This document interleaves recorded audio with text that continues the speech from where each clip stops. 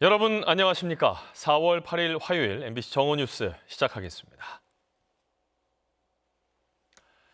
대통령 선거일이 6월 3일로 확정됐습니다. 야권에서는 민주당의 유력 대권 주자인 이재명 대표가 이르면 내일 사퇴를 할 예정이고 국민의힘 대권 주자들도 줄줄이 출사표를 던지고 나섰습니다.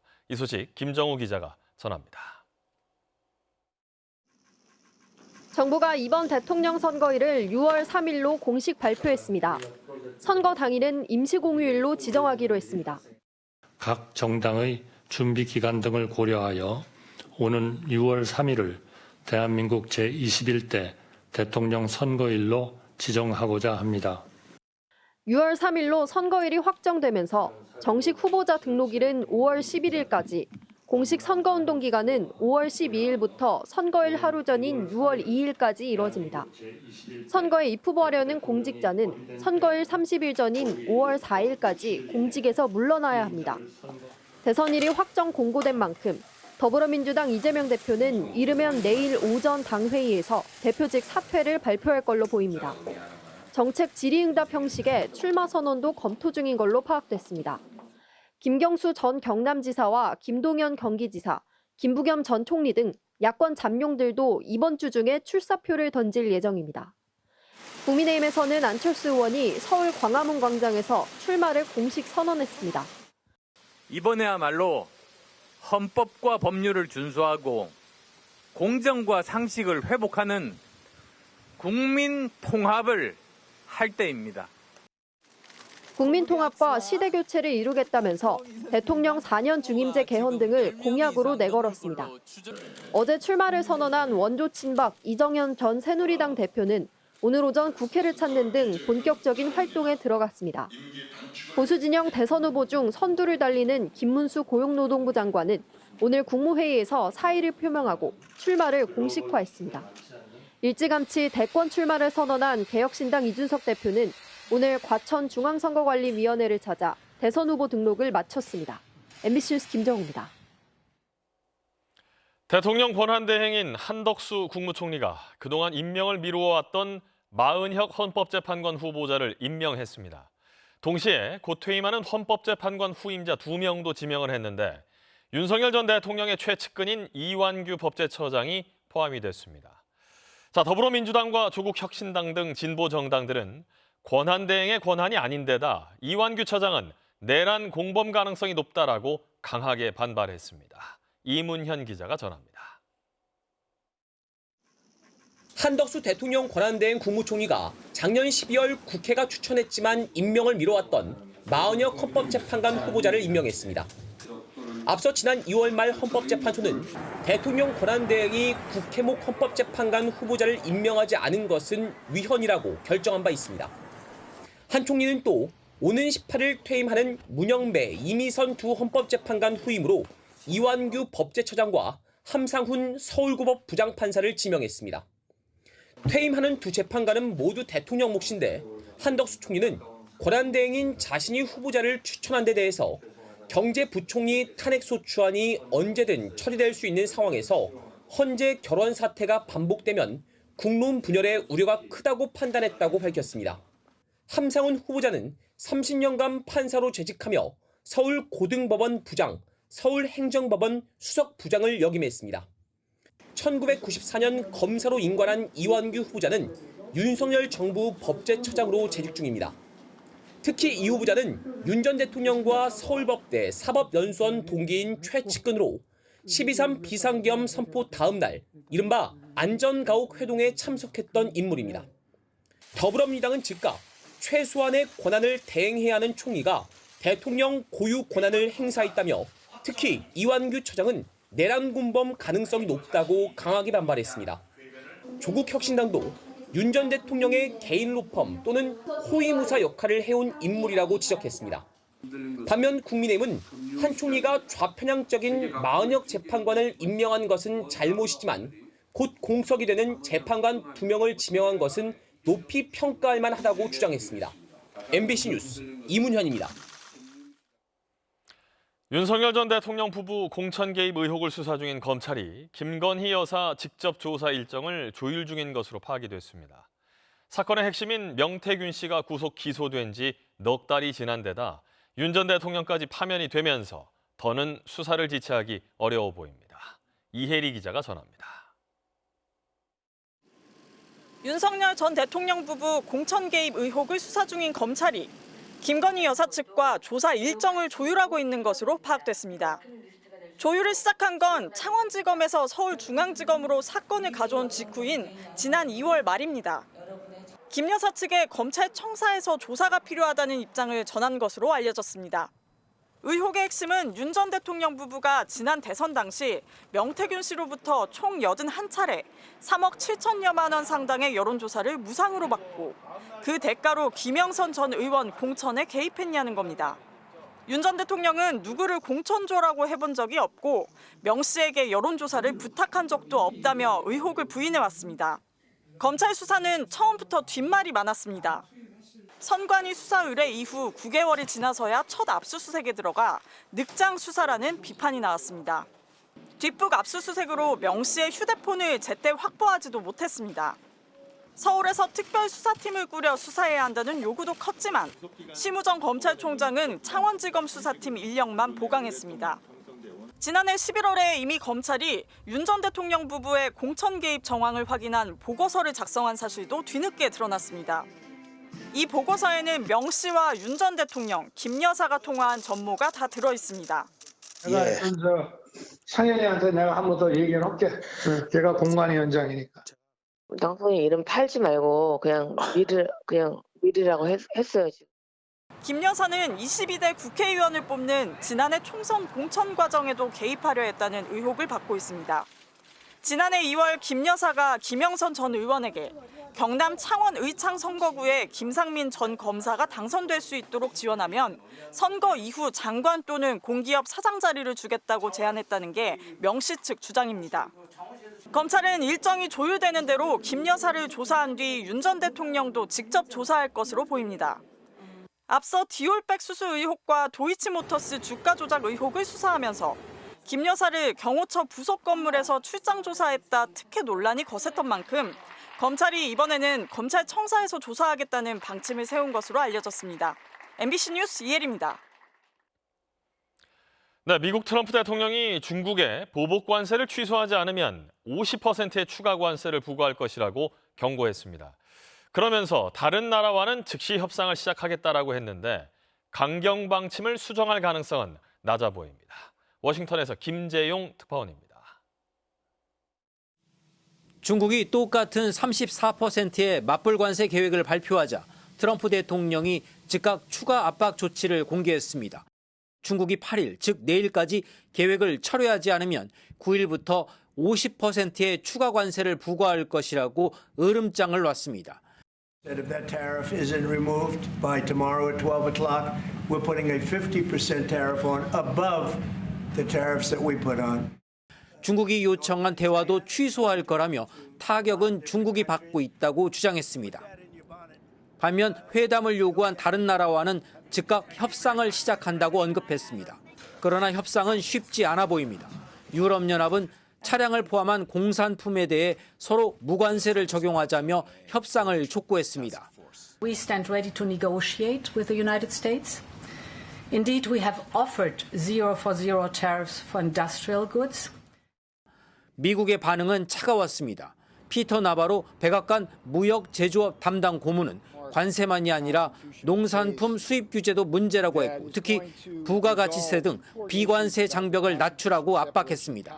반면 유럽연합은 전 세계 160개국이 부가세 제도를 운영하고 있다며 체제 변경은 할 수 없다고 선을 그었습니다. 트럼프 대통령은 오전엔 일본 이시바 총리와 25분간 전화 협의를 했는데 회담 직후 일본이 무역에서 미국을 매우 나쁘게 대했다고 SNS에 또 글을 올리며 강경한 입장을 고수했습니다. 일본은 대규모 협상단을 보내 끈질기게 상호 관세 면제를 요청할 계획이지만 전망이 밝지 않은 셈입니다. 워싱턴에서 MBC 뉴스 김재용입니다. 네, 미국의 25% 상호 관세 부과를 하루 앞둔 가운데 정인교 통상교섭본부장이 관련 협의를 위해서 미국으로 향했습니다. 철강, 자동차, 또 반도체 같은 우리 주력 수출 품목 관세에 대해서 협의를 할 방침이라고 밝혔습니다. 박소희 기자입니다. 정인교 산업통상자원부 통상교섭본부장이 오늘 방미길에 올랐습니다.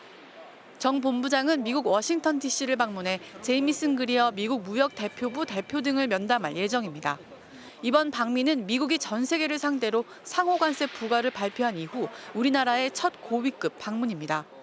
정 본부장은 한국의 주력 수출 품목인 자동차와 철강 관세에 대해 협의하고 아직 관세가 발표되지 않은 반도체 등에 대해서는 미국의 동향을 파악하겠다고 밝혔습니다. 이 과정에서 한국산 수입품에 부과되는 25% 상호관세율의 인하나 유예를 요구하겠다는 방침입니다. 미 상무부와 USTR를 만나서 진지하게 이 문제에 대해서 협의를 하고 우리나라가 다른 나라에 비해서 불리하지 않은 조치를 받을 수 있도록 적극 협의하고 오겠습니다.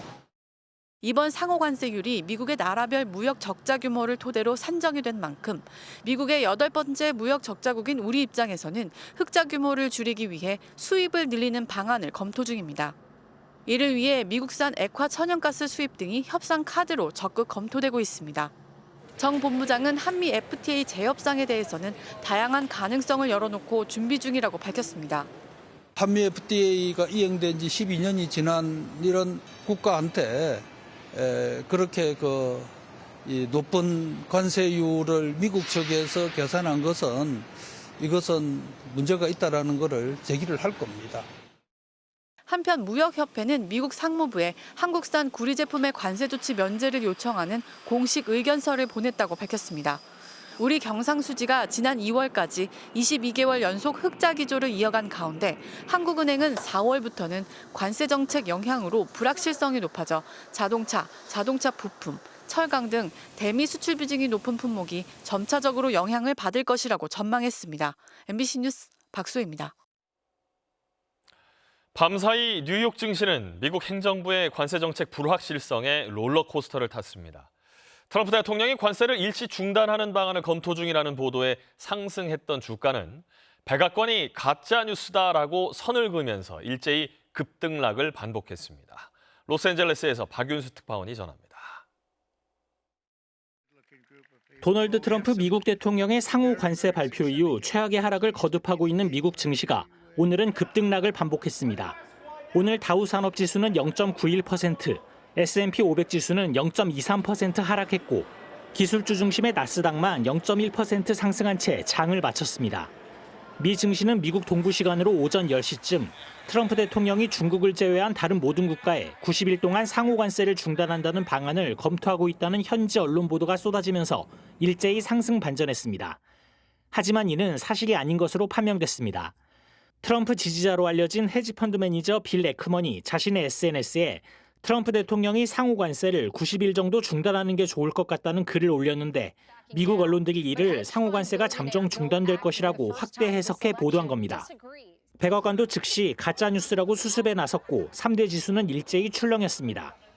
I think there was a rumor that there was a 90-day pause, which the White House has since denied.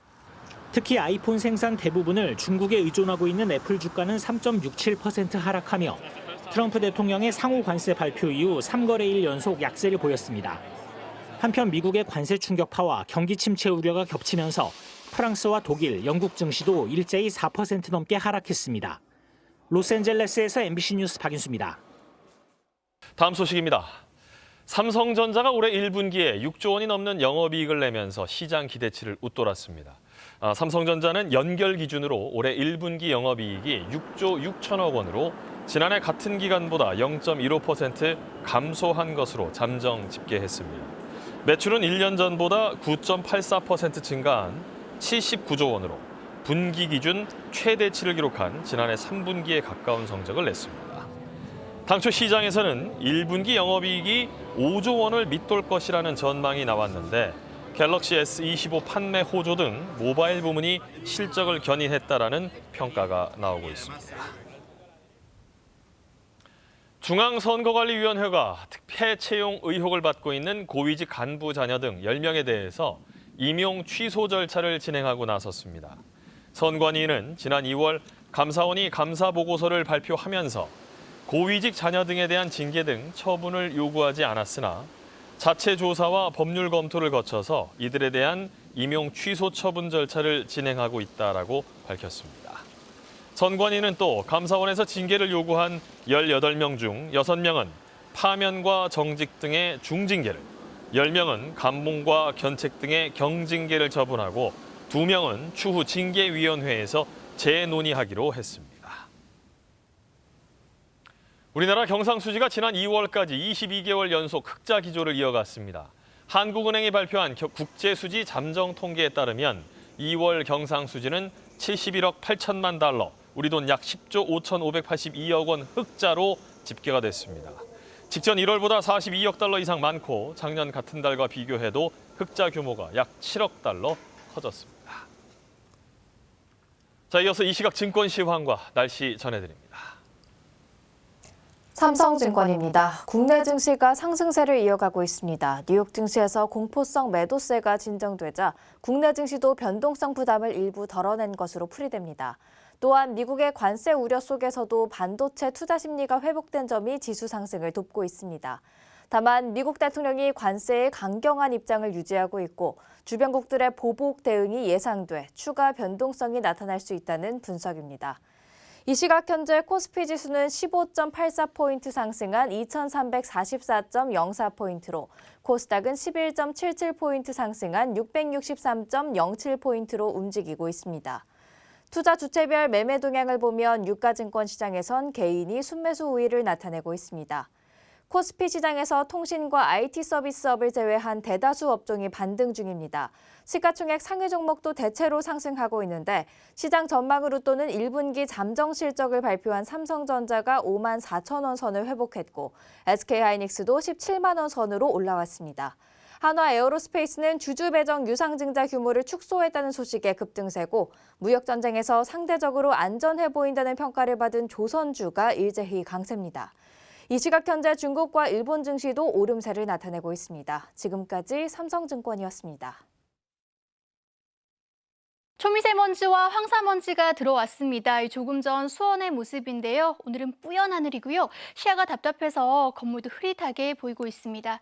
현재 중부지방을 중심으로 공기가 탁한데요. 오늘 중부와 호남지방은 약한 황사의 영향으로 미세먼지 농도가 낮 동안 일시적으로 나쁨 수준을 보이겠습니다. 또 남부지방을 중심으로는 건조특보가 더 확대됐습니다. 전국에 산불 위기경보 심각 단계도 내려져 있고요. 오후까지 바람도 강하게 불어서 불조심하셔야겠습니다. 내일은 오후에 서쪽을 시작으로 차츰 전국에 비가 내리겠습니다. 제주에 10에서 40, 전남과 경남 5에서 20, 서울과 그 밖의 지방에서도 5에서 10mm가량 단비가 내리겠습니다. 오늘 낮에도 뿌연 연무가 남아있는 곳이 있겠습니다. 자세한 낮 기온은 서울이 19도, 대전 20도, 대구 23도 안팎까지 오르겠습니다. 수요일과 목요일 그리고 주말에도 전국에 비 소식 나와 있습니다. 날씨였습니다. 화요일 정오 뉴스 마치겠습니다. 시청자 여러분 고맙습니다.